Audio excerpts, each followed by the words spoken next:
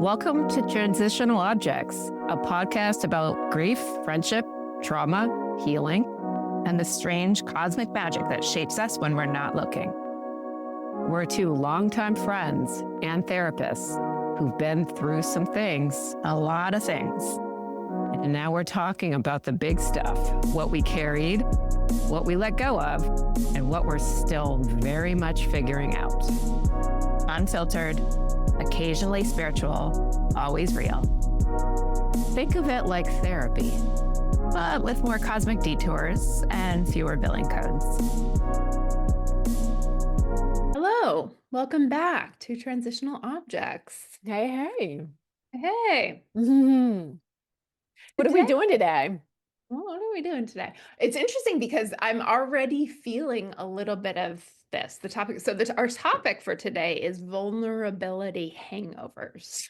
And even just considering that topic and considering like where might we go with this? What might we talk about?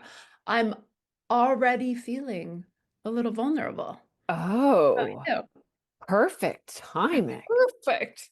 How should we start with this? Do you want to talk about what you're feeling connected to your vulnerable moment or vulnerability? Well, I think I'm not sure exactly where we're going to go with this. So I'm feeling a little bit, I guess, slightly nervous of where it goes, like kind of probably what a vulnerability hangover. I see. Like. I see what you're Yeah. putting down here. Okay. Yeah, I guess that would mean you may be preparing to be vulnerable. Is that okay? Yeah. Or at Yeah. least, I mean, so that with the topic, vulnerability Yeah. hangovers, I'm assuming we're going to talk about maybe not even specifics, but just identifying the times of when we do something, whatever that might be, share something, whatever that makes us feel vulnerable, and then Yep. how that feels afterwards. Maybe I'm just tapping into that, like what that feels like afterwards when you're like, oh shit, did I share too much? Should I have Yeah. not said that? Why Right. that like you feel exposed? Yes. Yeah. Yeah, like those three things you just said. Ooh, did I say too much? Yeah, oh, I want to take it back. Like those types of things. That is the inner voice that accompanies me when I feel a little hungover from exposing or disclosing too much. One thing that comes to me is I am too much, right? And I think on a previous episode, but like that is something that like a narrative that I have had to work through is that I'm too much. And when I have these moments of rawness and realness with someone, which is good, right? Especially if you feel like you're sharing something vulnerable with someone safe, someone trustworthy, yet you still, after the moment, you still go back. And it's usually when I'm not with that person, I have these kind of narratives come up again. Like exactly that. Oh shit, it's too much, too much, too much, which is like that scarcity complex is that I'm not enough or I'm too much. So anyway, yeah, that's those intrusive thoughts that can pop up for me. Yeah. So it sounds like you have some of those that also come up when you maybe feel like you have been raw or exposed or vulnerable with someone. Yeah. I'm trying to think. I don't know that I'm too much right off the bat. I wouldn't necessarily say that that's what it feels like to me, but as I'm trying to consider if it's not that, then what is it? I don't know. I'm not coming up with anything different. So maybe it's more so not I as a whole am too much, but I around this particular thing, whatever it was that I might have shared, is too much. Which is that the same? I don't know. I don't really know. Well, it's interesting too, because as we say, like vulnerability is what strengthens bonds, right? It's what can really help connect people. It can create trust. It can create all these wonderful things.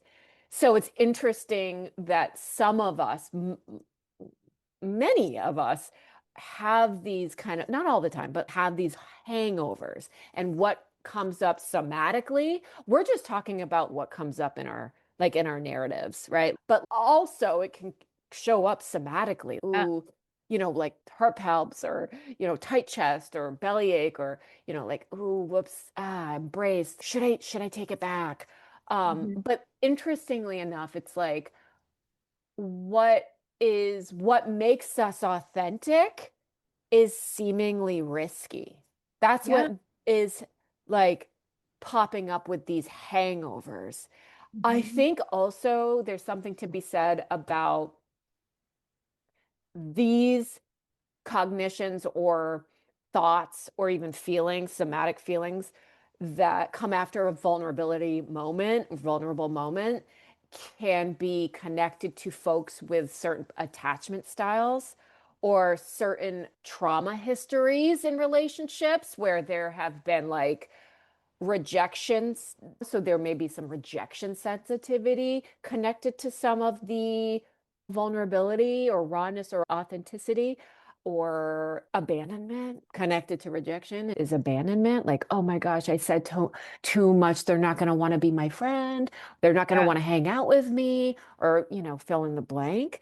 So it's interesting kind of how it shows up in our body, how it sounds in our body, and what it's meaning, Mhm. where it's coming from. Mhm. Is it actually based in reality? Yeah.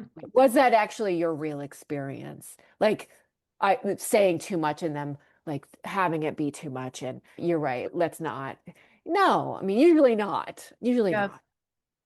Usually not. I mean, these like in present day, no. But for me, at least, I think it might be rooted in what was maybe a one-time or pattern of responses historically a long time ago. Yeah, yeah. So That's say more that about that.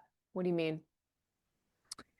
I'm trying to think of an example of how this might show up. A place where I might feel a vulnerability hangover could be if I felt it after like when I've times when I've set a boundary in some way.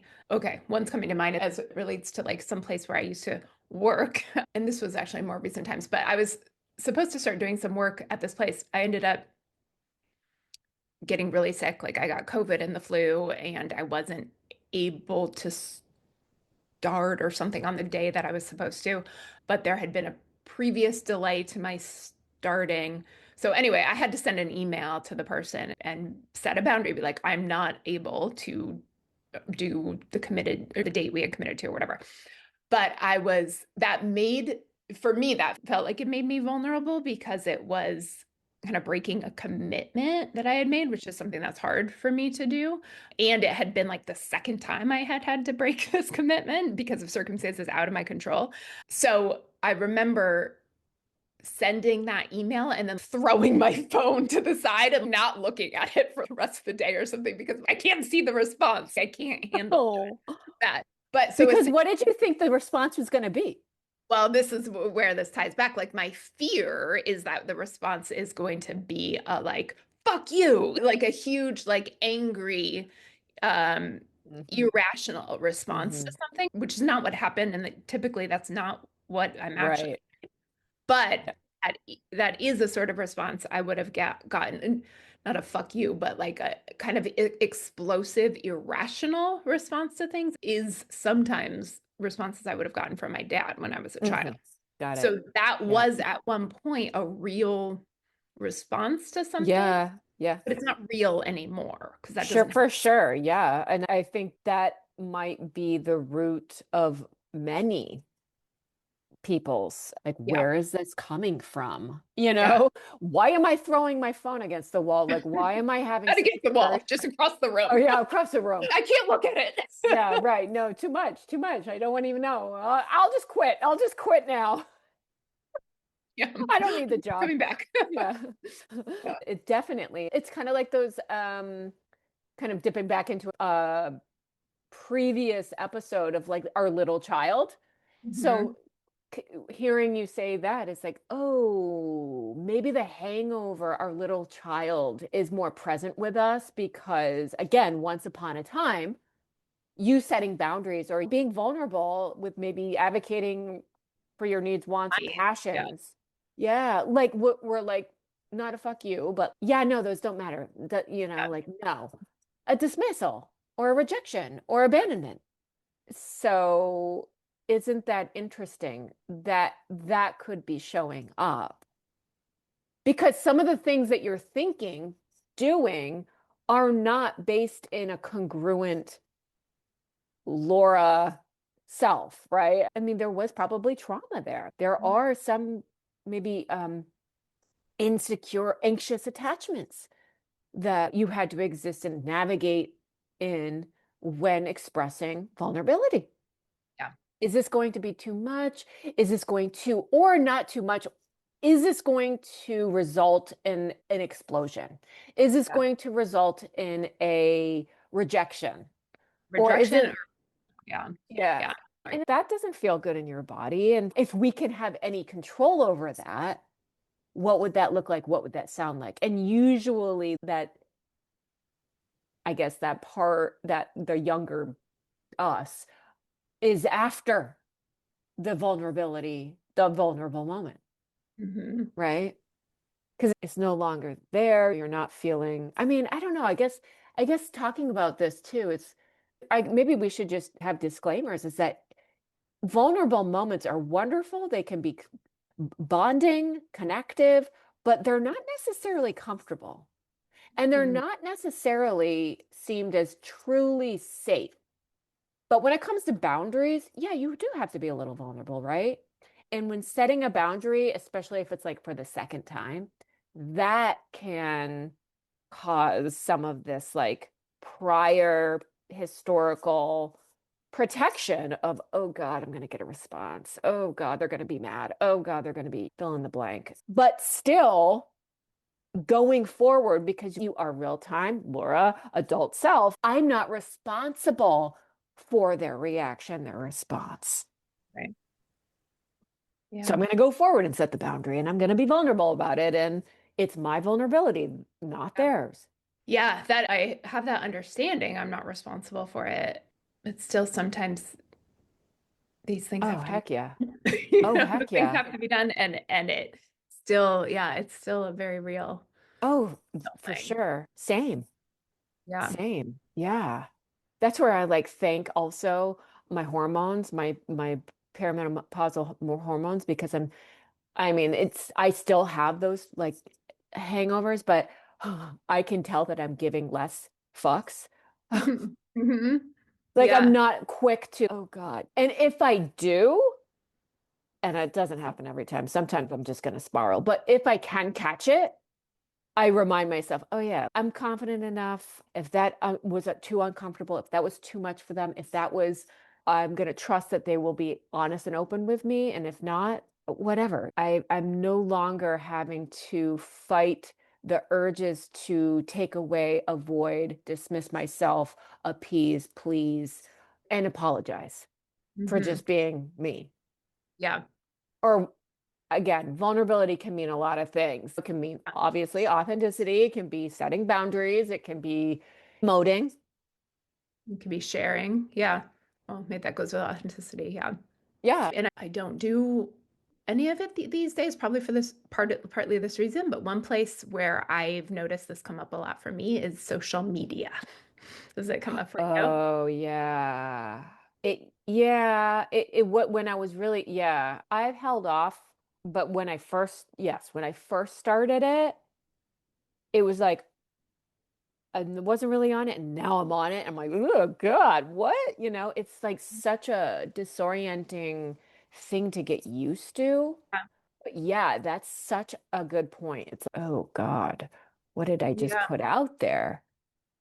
You know what's interesting is I was thinking about this earlier. When I say vulnerability hangovers, I think social media is like the first place I think of. But I was thinking about kind of the unofficial history of social media earlier today, at least as far as I remember it. And I remember when The first one I remember coming out was Friendster. Do you Oh remember? my God. Of course I remember Like Friendster. early 2000s, I think. I was not on Friendster. And then Really? I remember MySpace was the next one that Heck came. yeah. MySpace is where I jumped in the game. However, with a lot of kicking and screaming. I don't even know why I Yeah. got on MySpace because for a long time, and this is how I felt about Friendster, but I was like, thought I was so anti and thought it was so ridiculous because it's only snowballed from there. Oh But my like God. Yeah. people like trying to put their best self on there Yeah. Yeah. and be like, oh, look how cool I am, and blah, blah, blah, blah, blah. And at the start of it, I was like, what the fuck is this? Like, just Yeah. putting ourselves out there. And it felt so terrible and wrong to me, which is why I protested it for so long. Somehow eventually ended up on MySpace, and Yes. went from there with the other platforms that arose. But it's always felt really Mm. weird and Yeah. uncomfortable to me to put like whatever you might be putting there, whether it's a picture or something you're saying or whatever. Oh, right. Right. But it's, I think, I don't know that there's ever been a time that I've posted anything and haven't afterwards been like, why did I do that? I know. Yeah. And are you not on social media? My account still exists, but I haven't been on since September, and I don't have desire to Yeah. go back And on. is this kind of vulnerability like hangover part of that decision? Or I'm also hearing like just kind of your value system and how you want to exist Yeah. with and without it is also creeping in. So what Yeah. would you say Well, your yeah, as it relates decision? to my relationship with social media, there's quite a few factors involved. But I think leading up to when I last got on it, there was like I was trying to promote a business and build a Yeah. business through social media in a way, on a platform that already I didn't feel good about, and didn't Yeah. feel like I did not enjoy the ways in which I thought I had to be in order to try to make this business. And Mm-hmm. so that already felt like a stretch to me. And then just going through that, like the cycle of vulnerability hangover, over and Mm-hmm. over and over again, like putting the thing up, then being like, fuck, can I just take it down? Yeah. Going through that like over and over, that's exhausting. So I was Yeah. already burnt out on social media a little bit, but then I've talked about this before, but September ended up being specifically what killed it for me was when Charlie Kirk was killed and I got sucked into the drama, like the opposing viewpoints of that on social media. And I was like, fuck it, why am I doing this? Like, I don't even like this. Like, I'm off. And Yeah. I haven't been back on since. And it feels Yeah. good. It feels so Oh, yeah. not to be involved in that and not to be involved in social media as a whole, but also not to be in that up and down cycle of the vulnerable. Mm-hmm. Mm-hmm. Right. Yeah, and also it's such a suck too, like a dopamine vault that can suck you in, you know? There's so many things. Isn't that in the DSM now? I should probably know this. You should probably know that what the name of this diagnosis, but I think it's here I am. Whatever. Either way, I'm not gonna Google it, but because the effects on the brain of overuse of media, phone, device, iPad, what you name it. It's done a number on just the way that we exist relationally and can be anxiety provoking. I mean, there's so many things, panic, dependency, kind of like a chemical substance can be under addiction. Maybe that's what it is. Anyway, I think social media is definitely akin to that, right? It's just part of this thing that we become so attached to that can really do more harm than a couple likes, you know. Yeah. But yeah, How yeah. much, before I said it, like how much, when you thought of vulnerability hangovers, how much had social media played a role in It's that? so funny. I didn't even think of social media. Really? What did you think? Yeah. Oh, I thought of, yeah, that's interesting. That's a good question. I thought of like disclosing a Mm, lot, whether it be something really personal, really sensitive about myself, very traumatic about myself, and disclosing it vulnerably with someone else and how that feels after in mm, my body and also in my thoughts. Usually, first, it's my thoughts yeah, and what that can feel like and how it has changed over the years. yeah, And it's changed for me, like I said, call it hormones, call it age, call it experience. I don't know, but it's getting less of like, oh, they're going to leave you. Oh, they don't want to be with you. Oh, you've said too much. And more of just like an acceptance of, well, and a reminder of, oh yeah, like this is what you want to practice authenticity. And this is part of your life and you disclosed it and you made a choice and da da da da da. And so that's what I thought of when you went just even looking at the topic vulnerability yeah, hangover and what can happen in our bodies again when we feel threatened or risked, like we took a risk being ourselves, yeah. which is interesting and where that comes from.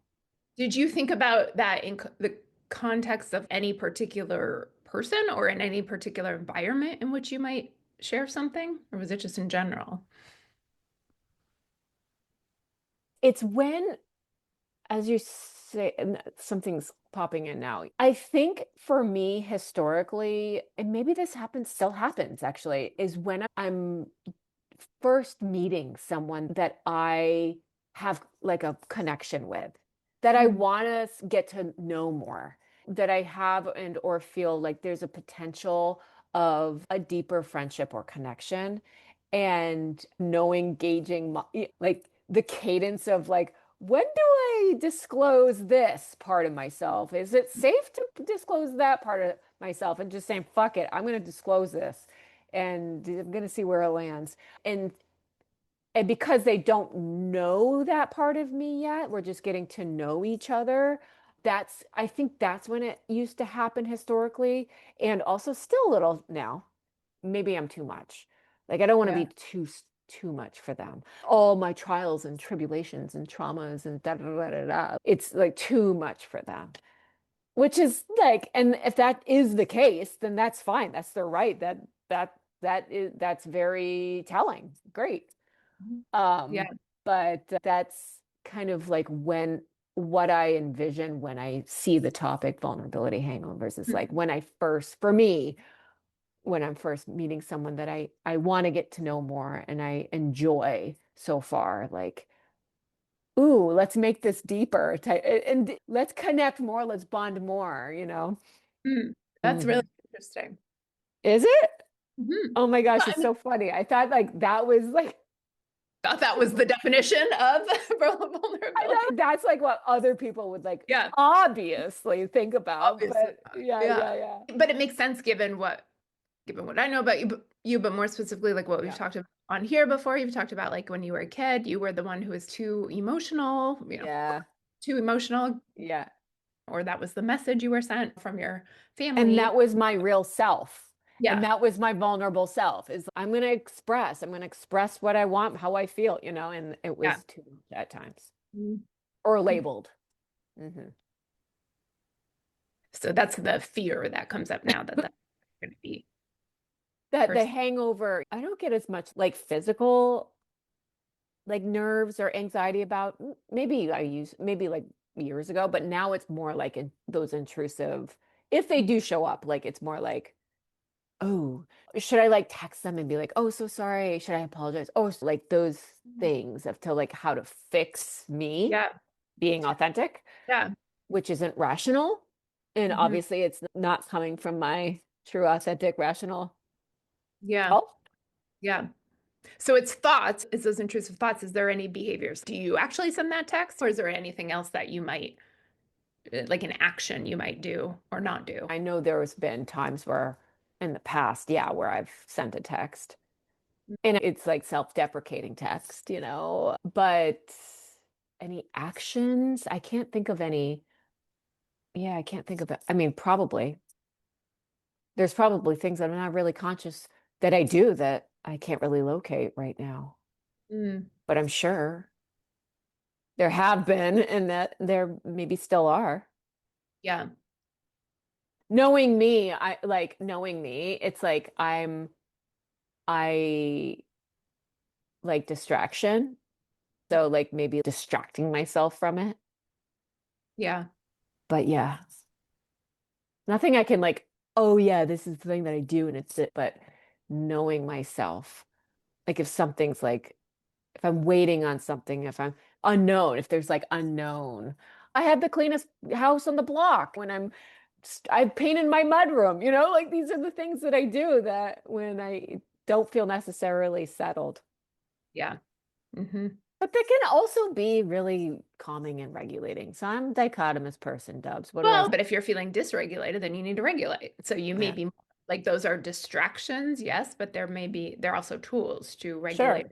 that's dysregulated from being vulnerable. Yeah. So it's interesting. I didn't go straight to social media. Interestingly, if we're with social media, it's like when you said, oh, yeah, it's like the best self, usually that people post. I have noticed on social media accounts that people, what are they, creators or just people on social media are more apt to disclose and record their least are their hard moments, their Yeah. vulnerable moments, their like dirty, messy, chaotic moments. I think that has been a shift. And some of the platforms that I've seen, I've taken now that my little plant business is kind of slumbering for the season. I haven't really been on social media that much. So, which has been great. I think you're right. Ooh, it's nice. I don't need to dopamine, check myself 20 times a day here. But I've noticed that there are like more vulnerable, kind of raw exposing captures on that. I mean, of course, there's going to be the good, wonderful, Yeah. pretty things, but I've noticed that too. Yeah, I want to say good, and those are the things that, for me at least, would actually probably more likely lead to a vulnerability hangover. I'm kind of Right. putting like those are more real things out there. And I mean, my envision of a vulnerability hangover is really with one person. My God, can you imagine? This is like the friggin' world. It's just like I can't even wrap my head around that, which we do. We have this podcast on social media. Some of the accounts I'm not even on, like TikTok and shit. Like I don't even know. I've never been on TikTok. I've never been on any of it. Instagram I've been on, but You used to uh be on Facebook. used to be on Actually, Facebook. did you get off of Facebook due to something vulnerability related? Yes.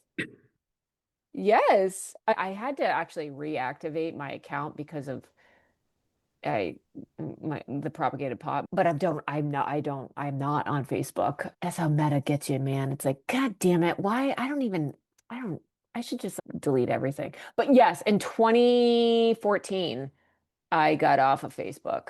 I remember that. It was when I went through my divorce. I was like, yeah, fuck this. Like, I don't I don't want to answer to Felt too anyone. vulnerable? Well, it was vulnerable, but also it was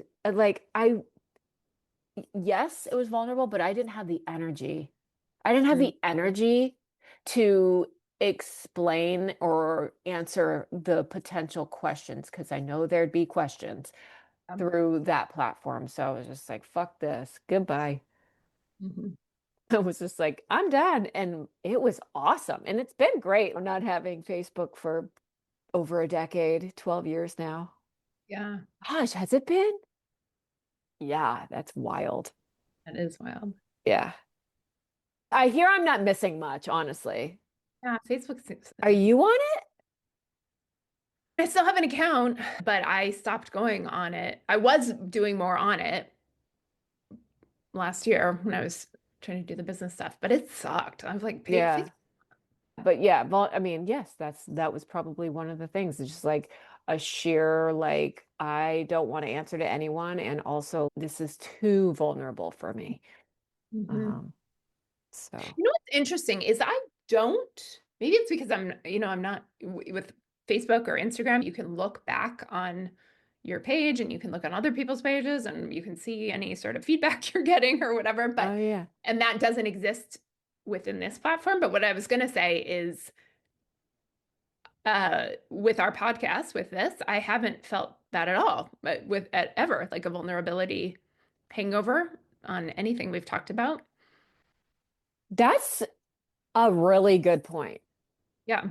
Because we have been, part of this is really self-disclosing. Mm-hmm. Yeah, And we shared some things. I don't think there's ever been a time when we finished and I was like, fuck. I know.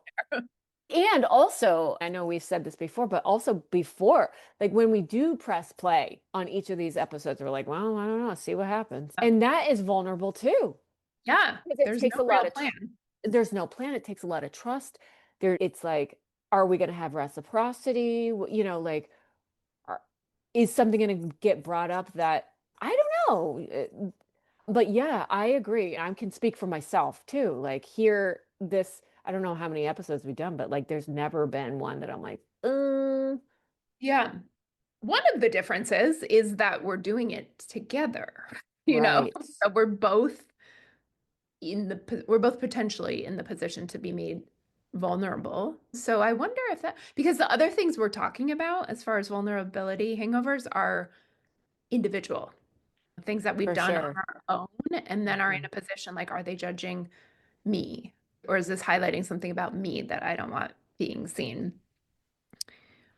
But I wonder if there's a component here of not being alone in it that potentially, at least for the two of us, like mitigates some of that.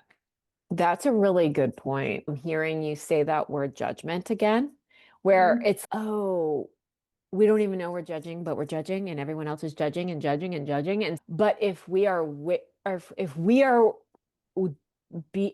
together witnessing each other in this vulnerable space, for some reason, that's like the seemingly for us, and can't speak for others, but like seemingly for us, that kind of squashes that judgment, hangover of vulnerability. And I don't know, again, speaking for myself, but in these very unfiltered, very unplanned episodes, I feel so at ease. I don't feel anxious. I never feel like nervous. Like I would, let's say if I was doing this by myself, or after, you know, like I said about like how I envision vulnerability hangovers, how I feel after being vulnerable with someone. I don't feel any of that when I am being witnessed by you and me witnessing you. Yeah. I wonder if there's a factor there in of just having one person, like you could say whatever it is and have one person receive it without criticism or judgment or whatever the fear might be that would come from that vulnerability, even though there's potential for millions of other people to hear it and respond however they're going to respond, right? But if only one, if I'm able to say the thing, whatever it is, and have just that one response in a way that doesn't feel like it's hurtful to me in some way, I wonder if that's what makes the difference. As you're saying that, I'm thinking, well, I think it's who you're with. Well, it has to be, I mean, it has to be, I think, a person who you trust in that way. But so yes, for sure, who you're with. But if that is just, that's all you need is as long as that person is somebody who you can trust in that way, just need the one. I wonder. Yeah, you just need the one. You just need the one. Yeah. And it doesn't matter. Like once this goes out into the world, it's okay. Yeah. Because we just have to have that one to settle to, It's so interesting, actually. Don't they say what? Sorry. I was just going to say, like, oh my, I wonder if there's a codependency there. But then again, no, because it's like if this can help us be our like really true, raw, authentic selves. I mean, isn't that the goal in life? Yeah. Well, don't they say something similar about attachment? Like for children, they only need one person Yes, has a secure secure, attached. even if like the rest of their environment and people around them is chaos, like they just need the one person. To know that they are safe and Yeah. secure to be who any and all of Mhm. themselves. And that Yeah. other, that recipient, that person of the trust, the trustworthy person, right? The safe person is going to always be there, Mhm. right? They can do anything or say anything, and it won't Absolutely. affect They that. won't be rejected. They won't Yeah. be abandoned. It will be a secure, attached relationship. No surprise, I don't think, but you and I could be each other's like secure attachment or one of a secure attachment for the other. And so just having that as a basis, as a foundation, Mhm. impacts this whole thing. Like it creates, Yes. we can do this, we can have these conversations and not end up in the place of a vulnerability hangover. Yeah. I know. It's a I have tongue to say, twister. Say it that. really is. No, that's such a good. I love that we went here. I love that we're making this connection, right? Mhm. Because it says so much about how important attachments really are Yeah. and what can happen, how we can actually show up individually when we are in a secure attachment, Yes. Yeah. right? Mhm. Huge. Huge. Yeah. It changes everything. Man, am I thankful for that. Me too. Me too. Yeah, no, I love that you made that point. And not everybody has that. I And know. just because one may not have that, it doesn't mean that they can't form one, you know? It takes trust, it takes obviously risk, healthy risk, and it obviously takes vulnerability. But Mhm. I just that I'm lucky to have a secure foundation with you. Me too. Mhm. Hmm. What else? What else? What else with the vulnerability hangovers? I love how we had different, which is kind of rare, different ideas. Yeah, different definitions of what that might look like. Yeah, because Yeah. usually we're just like, oh yeah, same, same. Mhm. No, not with this one. Mm-hmm. Yeah. Well, I know I'm in a vulnerability hangover. One of the clues is avoidance. I alluded to that when I said I throw my phone across the Yeah, room. right, right, Don't look right. at it. But like, yeah, that's if I don't either look at the email or check the text or like whatever the response might be to what I sent out or avoid in whatever way I might need to avoid the response that I fear is coming. That's when I know I'm kind of in a vulnerability hangover. Okay. So it's kind of action. It's It's yeah, like, mine's more of an action. yeah, Good point. Where yours is more of thoughts, mine's more of an action. right, Mhm. right. Yeah, Yeah, and I the feel like I have avoidance. to hide from it. And in avoidance, I'm hiding Yeah, from that. yeah, yep. And what you have to do to like hide, does that mean you have to disassociate? Does that mean you have to distract? That takes Mhm. energy to Mhm. avoid. Yeah, it takes a lot of energy. Right. So, how do we want to encapsulate this for the people that have struggled with vulnerability hangovers? I don't know. I think that attachment, like having a secure, even just kind of like practicing with someone that one feels safest with, you know? Yeah, and I think the normalization of it too, like Hmm. just because we might feel these things or think these things or act in these ways after being vulnerable doesn't necessarily mean we shouldn't be vulnerable. That's right. Just because it's uncomfortable doesn't Right. mean like the best, always the best choice or the healthiest choice to avoid it. Hmm. Hmm. Right. Even though that can become someone's default to, not do it, forget about it, I'll avoid it. Like, we can do hard things. And this is a healthy hard thing Mhm. that will, with time, over time, because that's kind of what I can speak to too, is that it gets easier. It's easier. Yeah. Yeah. Yeah. The me of 2 years ago, even 2 years ago, would never have dreamed I would have a podcast. Oh, That we'd be same. talking about these things and airing it out into the world. I know. But now, as we're Same. saying, it's not even a thing. Not even a thing. Not even a thing. Mhm. I think the concept of it can be, it's interesting what we can rev ourselves up with anxiety about, like the anticipatory conceptualization of a podcast. What is this going to take? Oh my God, what do I say? I don't Yeah. know. That is not what I experience at all. No. I'm speaking for myself, so I don't know what other podcasters. I feel so weird saying podcast. Am I a podcaster? I We guess. podcasters? I don't I even think listen. we have. I know, but we probably have to say identify someone as podcasters. Is that our new title? I don't know. It's weird. But It is. again, maybe we can get used to that. Yeah.